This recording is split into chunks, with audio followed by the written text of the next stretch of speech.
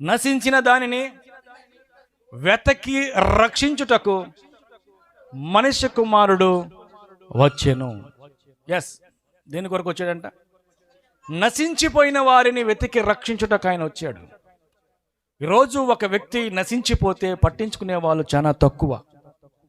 కుటుంబంలో సొంత వాళ్ళే కావచ్చు, బంధువులే కావచ్చు, రక్త సంబంధులే కావచ్చు. పతనం అయిపోతుంటే ఇంకా పతనం కాలేదని చూసేవాళ్ళే తప్ప, నాశనం అయిపోతుంటే ఇంకా నాశనం కాలేదని చూసేవాళ్ళే తప్ప, చెయ్యూతు నుంచి పైకి అందించే వాళ్ళు ఎవ్వరు కూడా. కానీ సమాధిలో పడి నశించిపోయినటువంటి ఒక వ్యక్తి పేరు సేన. ఎక్కడ పడితే అక్కడ రాళ్ళతో కొట్టుకుంటాడు, శరీరాన్ని గాయపరుచుకుంటాడు, గొలుసులతో కట్టేసిన ఆ గొలుసుల్ని తెంపి వేసుకుని అరణ్యంలో పరిగెడతాడు. తిండి లేదు, ఆహారం లేదు, మట్టిని తింటూ బతుకుతున్నాడు. ఇష్టమైతే తన శరీరాన్ని తనే గోళ్ళతో గాయపరుచుకుంటాడు.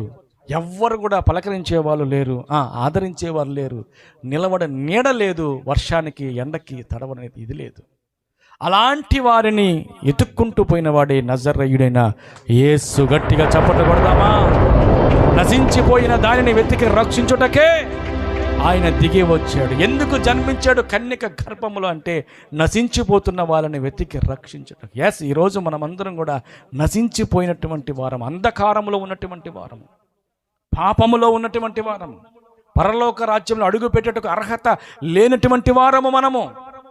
ఈరోజు గర్వంగా మనం చెప్పుకోగలుగుతాం, ఈరోజు క్రీస్తులో నిద్రిస్తే మరుక్షణము నేను ప్రభు దగ్గర ఉండగలుగుతాను. ఎలా కలిగింది ఈ నిరీక్షణ మనకి? ఆయన శరీరధారిగా రాబట్టే. మనం అనుకుందాం సార్వత్రిక సంఘమా, అసలు క్రీస్తు పుట్టలేదు అనుకుందాం, ఆయన మన కొరకు జన్మించలేదు అని మనం అనుకుందాం.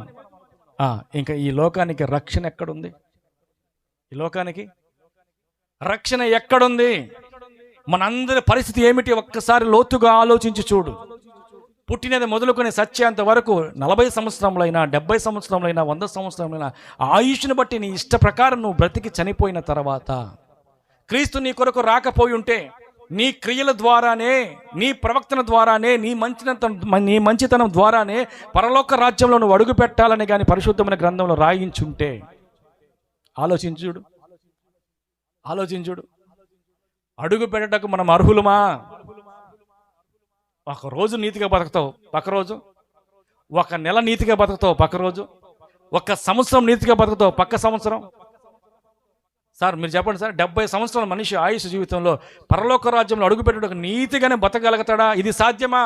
ఒక్కడును లేడు, నీతిమంతుడు ఒక్కడు కూడా లేడు. ఆమేన్, హల్లెలూయా.